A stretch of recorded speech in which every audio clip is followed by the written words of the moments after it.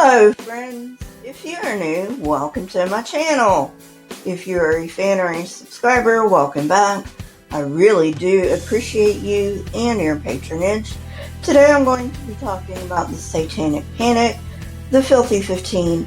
It really is amazing what a powerful politician can do. There's not much else I need to say. Let's get on with the video. So I said this at the very beginning of the series, but I think it bears repeating from time to time. Why am I doing this series? Well, it's because I see the same thing happening again. And if we, the logical people, do not rise up and do something about it, this is going to happen again. With the pandemic we're experiencing now, things may cool down in this department. I'm not getting my hopes up.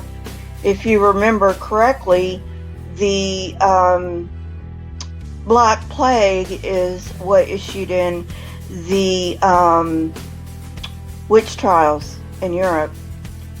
So I'm not getting my hopes up, but the more people who know how dumb this is, the better. In 1985, British band Venom released a song entitled Possessed. This band helped launch the subgenre known as black metal, with raw sound, blasphemous songs, and glam look. Why mention this song? Because as part of the Satanic Panic, the song came before the U.S. Senate. Obviously, this was insane, but so was the Satanic Panic.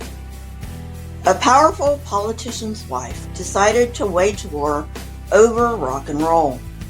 The song, which was released under an independent label and didn't get much exposure outside the metal world, ended up on a list of Filthy 15 songs. This list of the Filthy 15 was used as evidence in a Senate hearing on porn rock. And as I said earlier, this was insanity. It definitely was not America's finest hour. To this day, it remains the most bizarre moment in music history, a moment of censorship that highlights how special interest groups can create a moral panic out of literally nothing. By the time heavy metal became a favorite subgenre of teens, politically connected, well-funded evangelical groups were waging war against the secular entertainment industry, which, they argued, was trying to rip the moral fabric of society and steal their children's souls. They accused musicians of brainwashing their children into worshiping the devil by using subliminal messages. Sensational journalism had already convinced them that Rosemary's Baby only reflected scenes that were actually happening in real life. Mary Elizabeth Gore, better known as Tipper Gore, wife of then Congressman Al Gore, called a meeting at St. Columba's Church in Washington, D.C. in April of 1985. More than 350 people showed up, some of whom happened to be the Washington elite. Out of this group, 20 elite wives formed the Parents Music Resource Center, who demanded that the recording industry warn parents whenever an album contained explicit content, a rating system similar to that for movies. Mainstream media took up the fight, and while Parents Music Resource Center and Recording Industry Association of America were fighting via letters, the Senate Committee on Commerce, Science, and Transportation, on which Al Gore sat, announced a hearing on record labeling. As the PMRC got ready for the hearing, they decided to focus on 15 songs they dubbed the Filthy 15. Each had a recommended rating: X for sexual references, DA for drugs and alcohol, V for violence, and O for occult. Most of these songs were in the heavy metal subgenre. This was a confounding list, not because Cyndi Lauper's She Bop is on there. After all, the song's about female masturbation, but because AC/DC, Motley Crue, and Black Sabbath did not get an O for occult rating. AC/DC was picked instead for their explicit sexual content. Another question nobody has answered is this: how did relatively obscure groups such as Venom land on PMRC's list next to internationally known groups like Black Sabbath? I mean, surely there's more offensive material to be found in more widely known groups. 3 people formed a band called Venom in 1979. All 3 members of the band took their stage names from Anton LaVey's Satanic Bible. They wanted to take metal beyond that of bands like Black Sabbath. They realized this vision through their trademark, a goat's head and an inverted pentagram, which, by the way, is called the Goat of Mendes, as well as albums full of references to hell, Satan, and Baphomet. Unlike what the Satanic Panic suggested, this was only expressing a want to break through societal restraints, not true devil worship.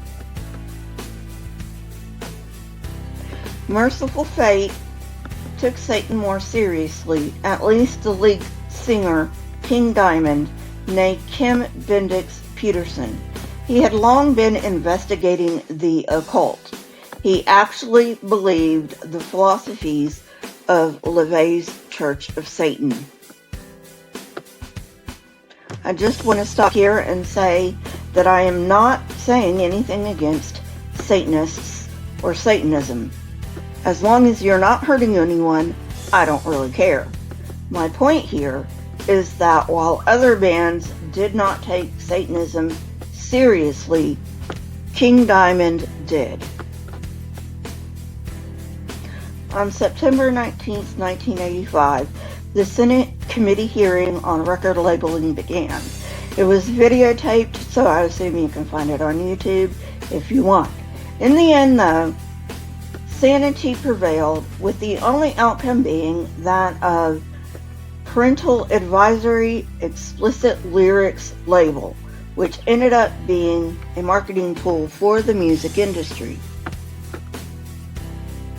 A lot of organizations benefited from this messed up situation, and even Tipper Gore emerged relatively unscathed.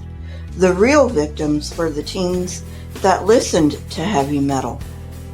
The saddest case was that of the West Memphis 3 teens who were tried and convicted of 3 murders with no more evidence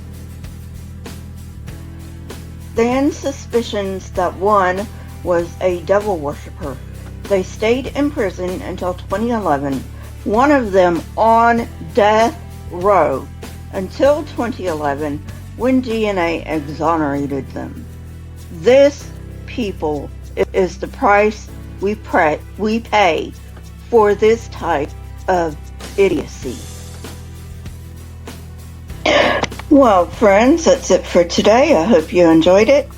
If you did, hit that like button, press the subscribe button, and if you would like to know when I come out with new content, hit the bell next to the subscribe button. Also, please leave comments in the comment section as they trigger the YouTube algorithm. My Twitter, Discord, email, and PayPal links are in the description, along with the source that I used for this episode. If you wish to support this channel, you may do so on my PayPal link. Keep learning and searching for truth. Here are a few videos from my library. If you have not watched them yet, go ahead and watch them and tell me what you think. Until next time, friends, goodbye and stay safe. And remember to wash those hands.